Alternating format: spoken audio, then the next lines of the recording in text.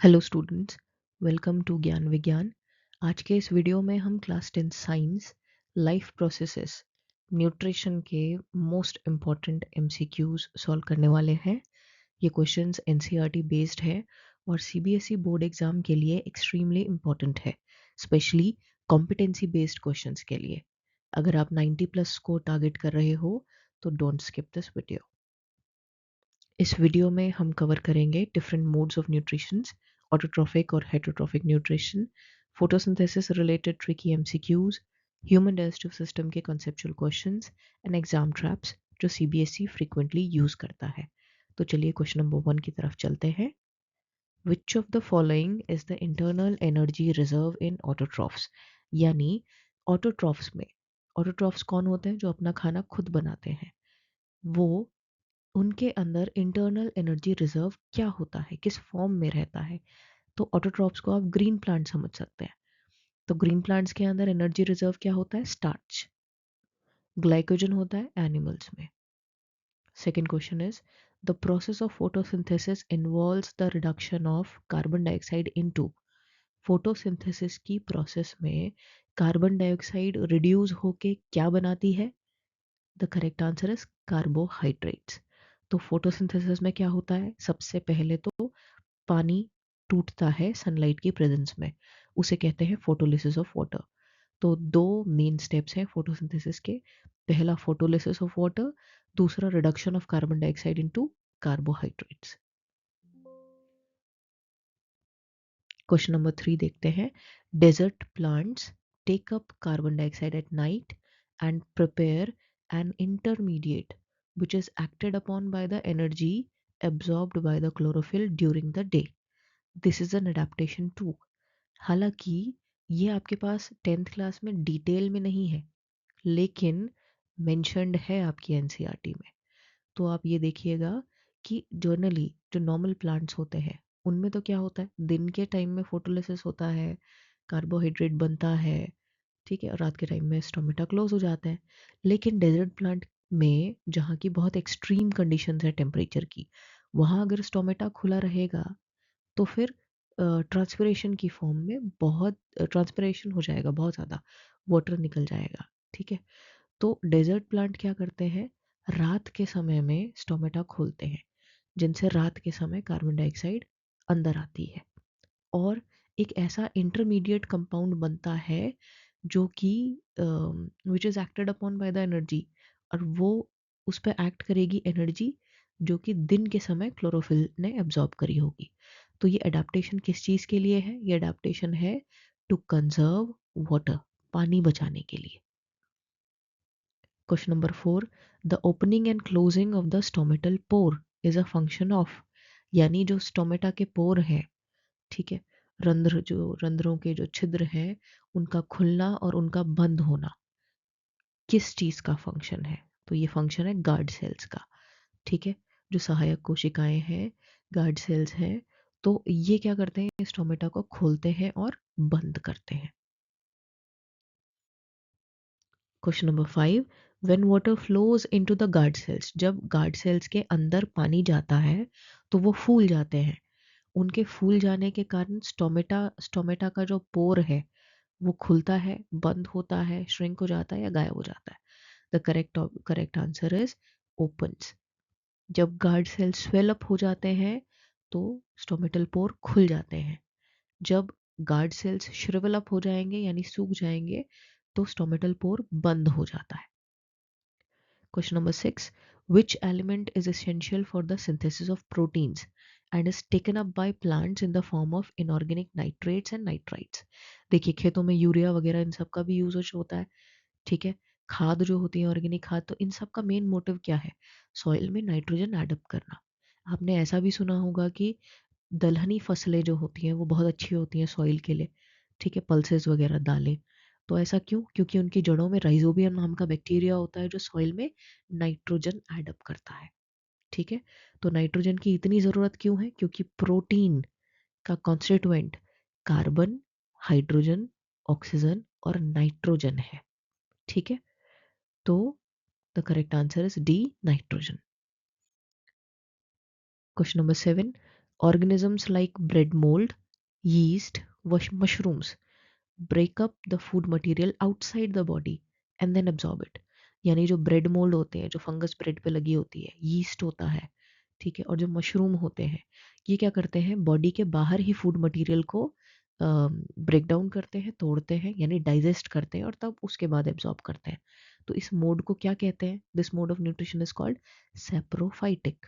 Dead decaying organism पे जो feed करता है उसको हम सेप्रोफाइट कहते हैं. क्यों?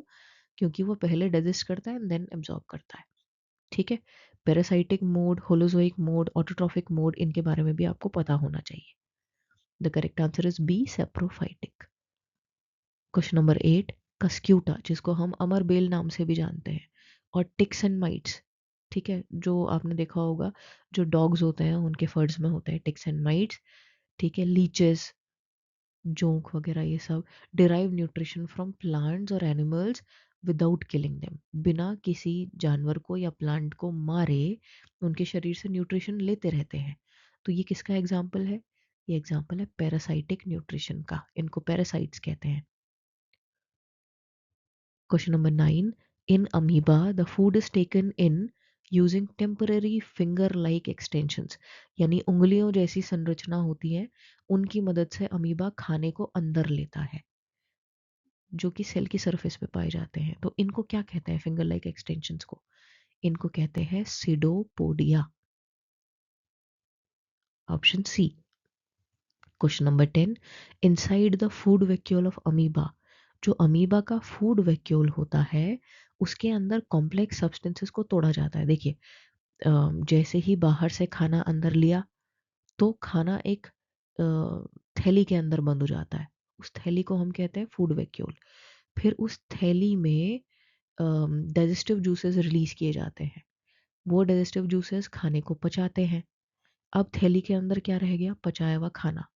अब उस पचे हुए खाने को वापस अमीबा को अपनी बॉडी में अब्जॉर्ब करना है. तो वो कैसे अब्जॉर्ब करेगा? जो फूड वैक्यूल की दीवारें हैं वो साइटोप्लाज्म के कांटेक्ट में है, ठीक है, तो वो एब्जॉर्ब कर ली जाएंगी. तो कहाँ डिफ्यूज हो जाता है खाना एब्जॉर्ब होने के बाद? साइटोप्लाज्म में. Option B. 11th क्वेश्चन देखते हैं. द एंजाइम इन सलाइवा, यानी जो सलाइवा होती है, जो लार होती है, उसमें जो एंजाइम मौजूद होता है that breaks down starch into simple sugar, वो स्टार्च को सिंपल शुगर में तोड़ देता है. तो उस एंजाइम का नाम क्या है? The correct answer is salivary amylase, B. ठीक है.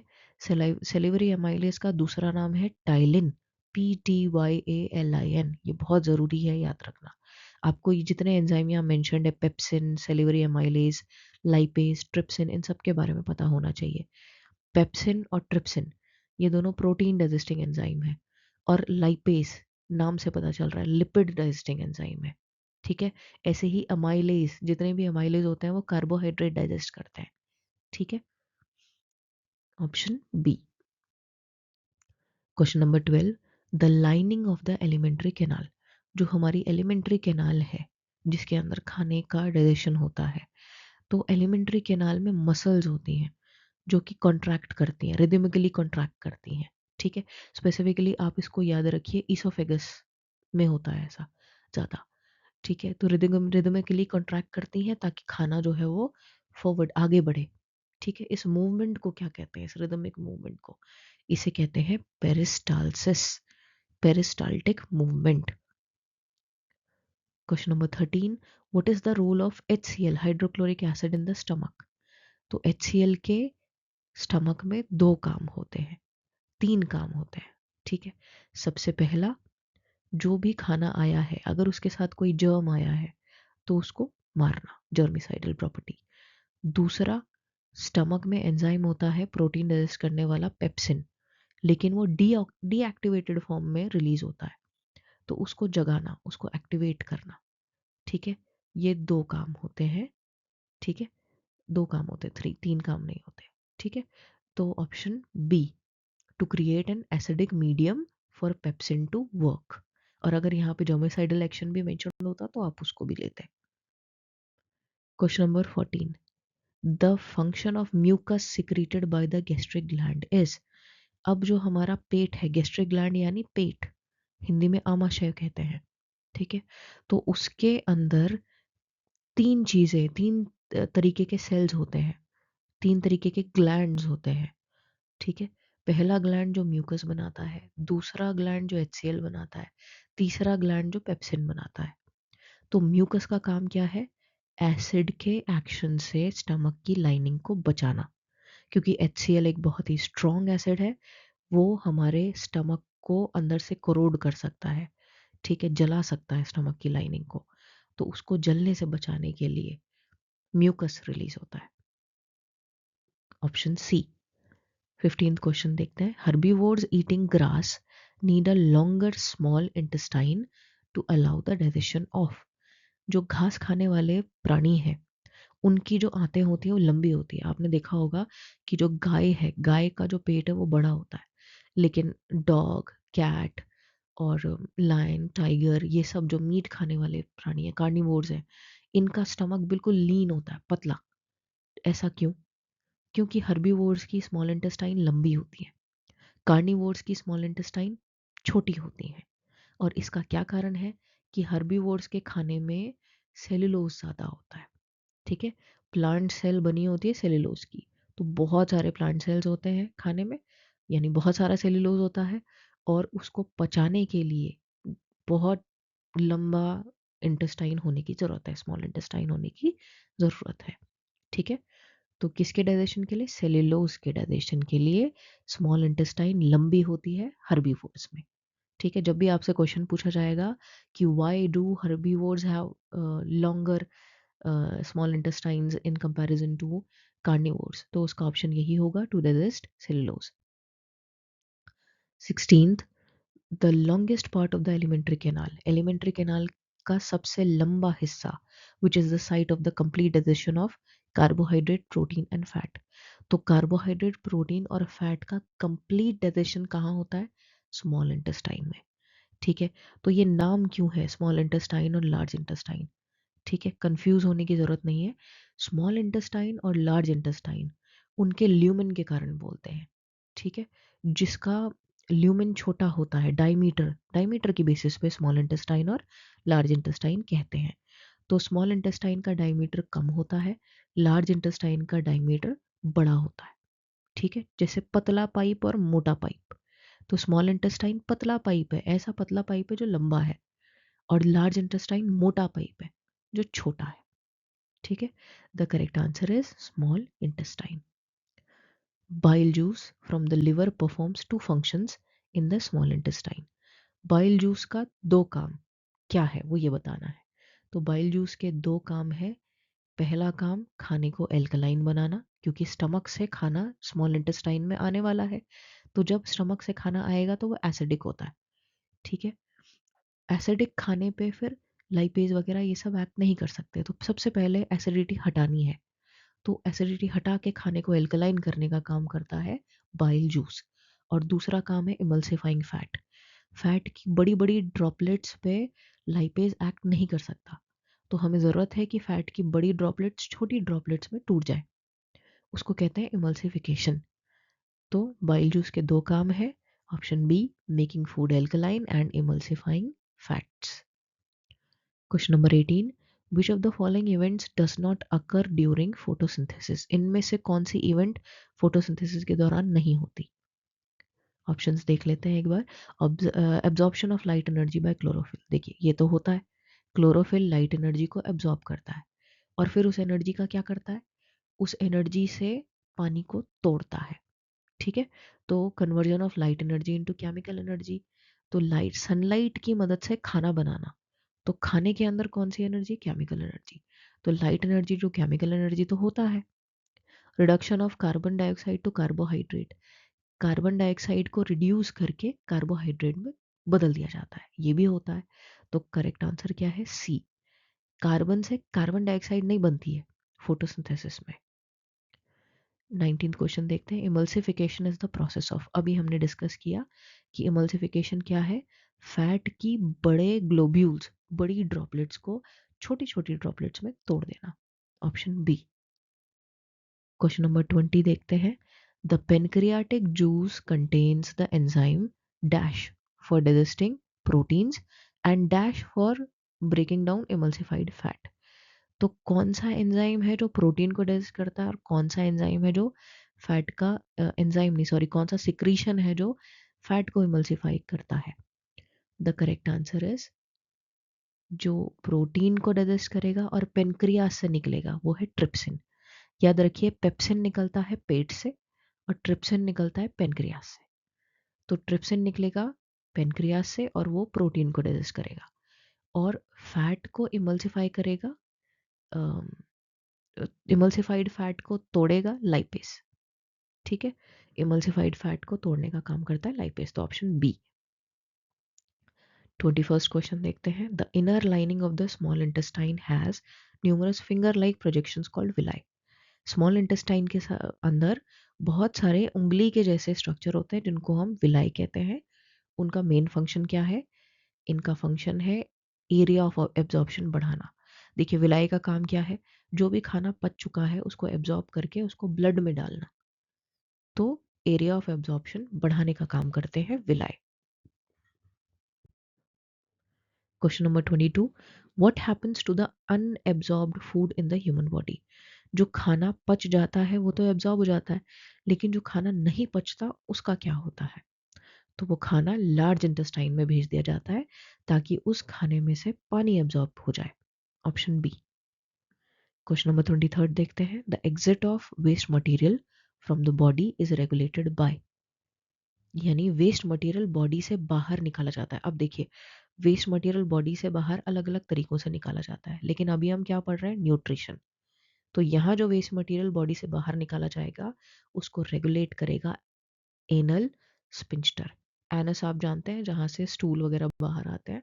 तो एनल स्पिंस्टर क्या होता है? एक इलास्टिक रिंग, रबरी स्ट्रक्चर रिंग जो कि कंट्रोल करता है वेस्ट मटेरियल का बाहर निकलना. Option B. 24th क्वेश्चन देखते हैं. In the absence of which of the following the stomach wall may be digested by its own secretions. अगर एक पर्टिकुलर सिक्रीशन नहीं है तो स्टमक वॉल अपने ही जूसेस की वजह से डाइजेस्ट हो जाएगी.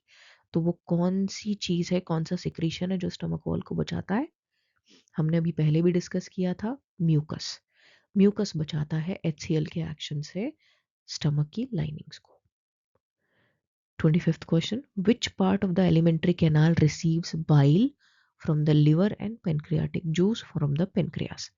तो स्मॉल इंटेस्टाइन रिसीव करती है बाइल जूस भी और पेनक्रियाटिक जूस भी, लेकिन स्मॉल इंटेस्टाइन का सबसे आगे वाला पोर्शन जो कि ये रिसीव करता है उसका नाम है ड्यूडनम. तो the correct answer is small intestine. यहाँ केवल जो ऑप्शन दिए उन्हीं में से हम चूज कर सकते हैं. तो the most suitable option is small intestine. लेकिन अगर कहीं पे ड्यूडनम आएगा ऑप्शन में तो आप ड्यूडनम को सिलेक्ट करेंगे. ठीक है, ड्यूडनम, जेजनम, एलियम, ये 3 पार्ट है स्मॉल इंटेस्टाइन के. अगर आपको वीडियो अच्छी लगी हो तो लाइक शेयर एंड सब्सक्राइब कीजिए.